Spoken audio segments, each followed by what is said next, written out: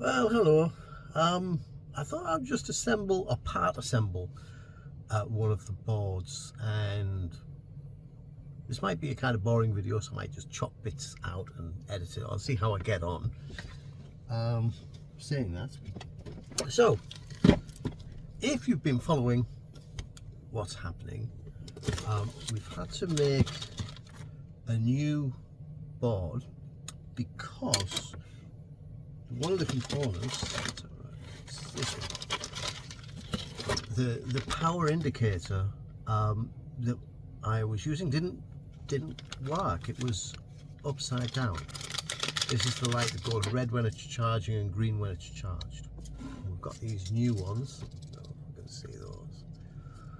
And these ones definitely come the right way up. Now the problem I have always is the components are now so small that I'm working on. They really need to be assembled by machine, so it's very difficult to do it by hand. You heat it up, and what I've discovered is when I'm assembling it by hand it can go wrong, and for that reason it's better to do it in sections and check each section as I go. I'll start with the processor. I do have a slight problem with this that will be, I'm sure, rectified by version 2. The problem I've got is kind of a these processors, you can set what speed you want them to run, and when they're running slow they don't use much power, and when they're running fast they use a lot of power, or they use more power. I mean, they're still very low power devices.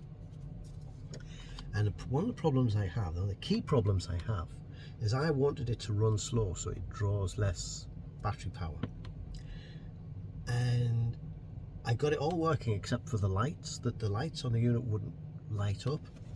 And then I came to realize that what was happening in the firmware, something called a library. This is a piece of code that somebody else has written that you can just download, and it goes in, and the library for the lights, which had been written by the company that made the lights, had in themselves used another library for how data is sent to the lights. It was using a library that sends to lights at a high speed, and I wanted my processor to run at a slow speed, and if I do that the lights don't work, so I need to rewrite this piece of software.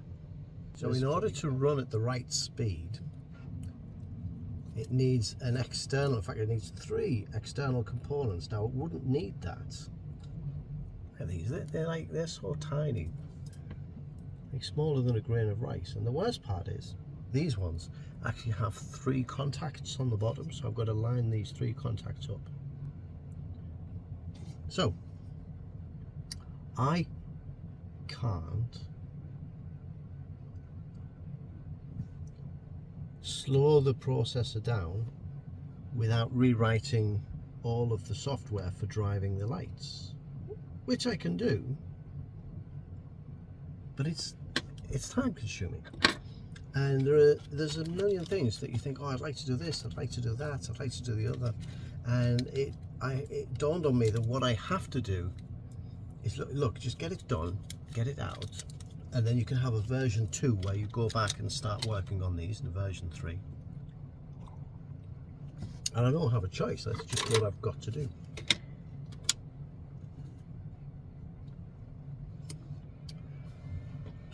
So now we heat this up, the solder paste will melt, and hopefully the components will kind of swim into the right positions. That's the plan, that's what's supposed to happen.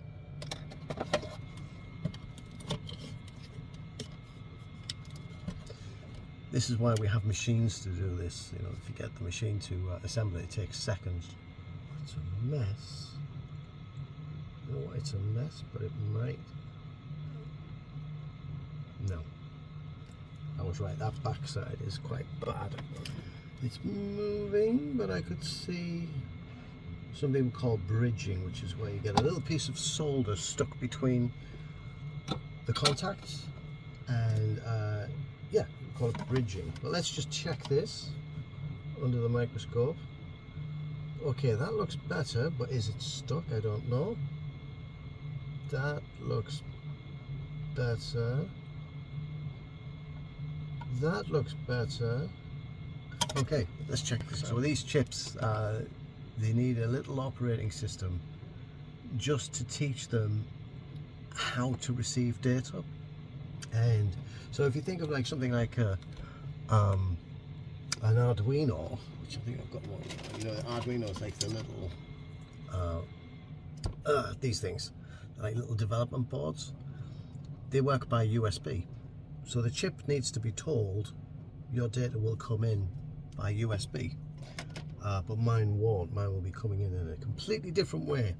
So we need to tell it how it's going to receive data, and that has to be the first thing. Tools, burn bootloader.